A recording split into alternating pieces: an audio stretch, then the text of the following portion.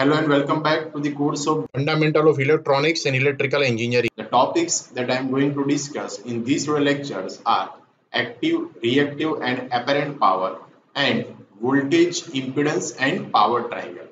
In the previous video lectures of AC circuit, I have discussed about the phasor diagram of series RC and series RL circuit. Based on those phasor diagram, I will discuss voltage, impedance and power triangle.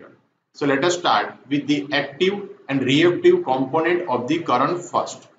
So here you can see one voltage and current is represented by phasor. So this is a phasor representation and we can see current is lagging behind the voltage by some angle phi. So this is basically a RL circuit phasor diagram. Now current lags behind the voltage phi can be resolved into two components which is known as active component and reactive components. These two components are mutually perpendicular to each other. So here you can see this is a current phasor diagram and this is a voltage. Voltage is leading the current by some angle phi, or we can say current lags behind voltage by some angle phi. Now current can be resolved into two mutually perpendicular components. One is I cos phi and other one is I sin phi. Now based on these two components, we are having two components known as active and reactive components of the current. Now what is active component of the current? The component of the current which is in phase with the applied voltage. This is the phasor diagram of applied voltage. So this is nothing but the active component of the current I cos phi, which is in phase with the applied voltage, and it is known as a wattful component of the current. In the given phasor diagram, OA is nothing but the active component of the current. It is the component of the current because of that actual power consumption takes place in the given circuit. So active component of the current is I cos phi, which is in phase with the applied voltage. Other component is nothing but the reactive component of the current, and that component is in quadrature phase with applied voltage V. So we can see I sin phi is in quadrature phase with the applied voltage V. We can see here angle between V and I sin phi is 90 degree. This component is known as wattless component of the current because the power which we are getting is a reactive power because of this reactive component with the current, which is nothing but the useless power. So that's why it is known as a wattless component. And in the present diagram, we can say AB is a reactive component of the current. So current can be resolved into the two mutually perpendicular components, active component and reactive components, and because of the active component and reactive component, we will be having two powers known as active power and reactive power. So let us discuss about the active power, reactive power and apparent power. So here, taking the same diagram, we can see voltage leads the current by some angle phi. Current is resolved into the two mutually perpendicular component I cos phi and I sin phi. Now based on these two components, let us define three different power, that is active, reactive and apparent power. So starting with the first one, that is apparent power. It is the product of RMS value of voltage and RMS value of the current. It is the product of RMS value of the applied voltage and RMS value of the resulting current. It is a total power supplied by the circuit. So apparent power of the given circuit is a total power of the circuit, which is measured, which is given by S is equal to V into I, where V and I are the RMS value of the voltage and current respectively. The apparent power is measured in terms of volt ampere or kilovolt ampere. Transformer specifications are always given in terms of VA or kVA. Now next one is the active power. As I told you, active power is because of active component of the current. So it is the actual power consumed in any circuit. It is given by product of RMS value of voltage and RMS value of the current and cosine of angle between voltage and current. So active power is nothing but the VI cos phi. So active power can be also given by P is equal to I square R or VI cos phi, because we know that for purely inductive and capacitive circuit average power is 0. So active power is a power because of resistive part of the circuit. So it is given by P is equal to I square R or VI cos phi. It is always measured in terms of watt or kilowatt. Active power is denoted by P, apparent power is denoted by S, and third one is a reactive power. The power drawn by the circuit due to reactive component of the current is known as reactive power of the circuit. It is given by product of RMS value of the voltage and RMS value of the current and sine angle between voltage and current, that is VI sine phi. So reactive power is basically a power due to reactive component of the current, which is wattless component of the current. Reactive power flows in the circuit from source to the load and back from load to the source. It is a useless power, so it should be minimized. It should be as small as possible in the circuit, and it is given by Q. Q is equal to I square into X. X is a reactance, which can be a capacitive reactance or inductive reactance. So it is given by VI sine phi as per definition, and it is measured in terms of voltage ampere reactive or kilo voltage ampere reactive. So these are the total power, where apparent power is a phasor sum of active power and reactive power. Now moving towards voltage triangular for series RL circuit. So to draw the voltage triangular, we should have first the phasor diagram of series RL circuit, which we have already discussed in the previous video lectures of AC circuit. So for series RL circuit, the components are R and L. We know the as circuit is series, current is taken as a reference. VR is a voltage drop across resistance. For resistive circuit, V and I are in phase, and VL is a voltage drop across inductor. We know VL for purely inductive circuit, VL leads the current by 90 degree or current lags behind the voltage by 90 degree. So this is VL. Now taking the projection of VL, so and the final which resultant voltage V will be given by this phasor. V is equal to I into Z, which is leading the current by some angle phi. So from this phasor diagram, we can say this is the voltage triangular. So we can draw the voltage triangular like this way. Now why it is known as a voltage triangular? Because all the sides of triangular is represented by voltage VR, VL and V. We know VR is equal to IR, VL is equal to I into XL, and V is a resultant voltage, which is a phasor sum of VR and VL, which can be given by I into Z. So from this voltage triangular, we can write V is equal to square root of VR square plus VL square.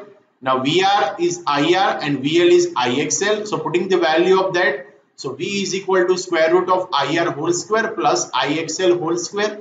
Taking I common, so we are getting V is equal to I is in square root of R square plus XL square, where R square plus XL square is nothing but the Z. So V is I into Z, that is a resultant voltage.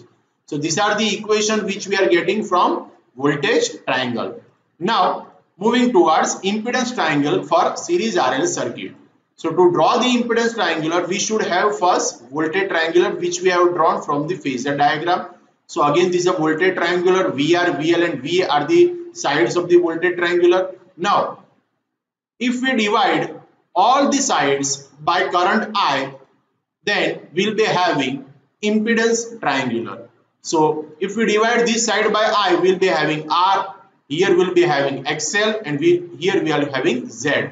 So impedance triangular gives the relationship between R, XL and Z. And from this impedance triangular, we can also determine the power factor of the circuit. So this is the impedance triangular, which we are getting from the voltage triangular by dividing all the sides of voltage triangular by current I. Now from this impedance triangular, what we can find? So from the impedance triangular, we can write Z is a phasor sum of R and XL. So Z is equal to square root of R square plus XL square. And we can also write sin phi is equal to XL divided by R, and cos phi is equal to R divided by Z, where Z is a square root of R square plus XL square. So this is the power factor which we are getting from the impedance triangular. These all equations are useful whenever we are solving the example based on series RL or series RC circuit. And finally tan phi is equal to XL divided by R. And the third triangular for series RL circuit is power triangular. So again drawing the voltage triangle, it consists of three sides, VR, VL and V, which is represented in terms of current and resistance. Here it is represented in terms of current and inductive reactance. So if we want to have the power from voltage, we have to multiply the power voltage by current. So if we multiply all the sides of voltage triangular by current I, will be getting the power triangular. So here it will be I into R, here it will be I into VL, and here it will be I into V. Now from the impedance triangular, we can write R is equal to V cos phi and XL is equal to V sin phi. So putting the value of R, we can write V in I into V cos phi, that is VI cos phi, I into VL, that is VL is nothing but the V sin phi. So VI sin phi and I is I into V, that is the total power, that is apparent power. So from this power triangular, we can define real power, that is actual power or average power. So P is equal to VI cos phi or I square into R. Similarly, reactive power which we are getting based on this, that is it is denoted by Q, is equal to VI sin phi is equal to I square into XL.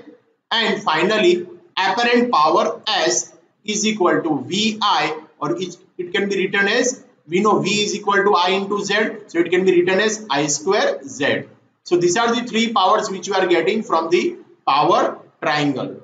Now moving towards the voltage triangular, impedance triangular and power triangular for series RC circuit.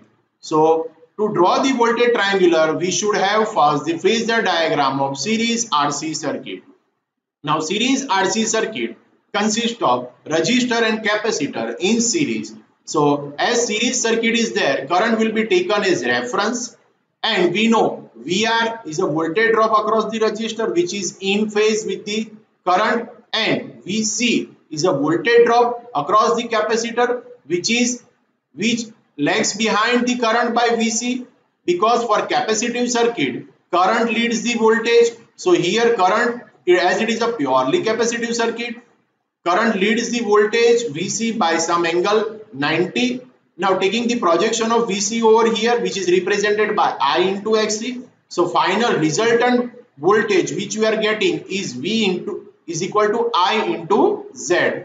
Now this supply voltage is lagging behind the current by some angle phi. So this is the phasor diagram for series RC circuit, which I have already discussed in the previous video lecture.